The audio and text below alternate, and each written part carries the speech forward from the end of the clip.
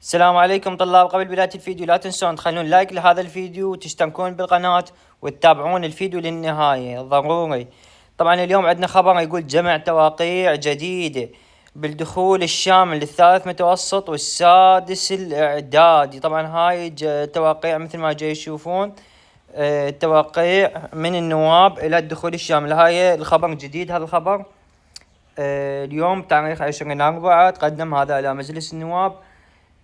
مثل ما جاي تشوفون هذا إلى السيد رئيس مجلس النواب المحترم، السيد النائب الأول لرئيس مجلس النواب والسيد نائب رئيس مجلس النواب المحترم. هذا الكتاب تقدم رسميا إلى مجلس النواب.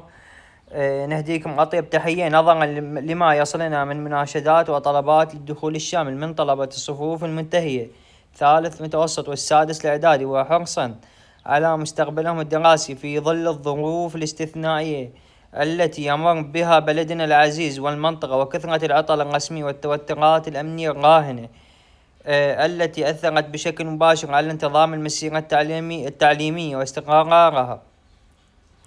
نطلب تفضلكم بالموافقة على إصدار قرار الدخول الشامل لجميع الصفوف المنتهية للامتحانات النهائية لهذا العام. هاي طبعا مثل ما جاي يشوفون تقدم طلب رسمي إلى رئيس مجلس النواب، ونتمنى يعني رئاسة مجلس النواب أو النواب يكملون التواقيع ويوافقون على هذا القرار، وإحنا راح نبقى ننشر لكم.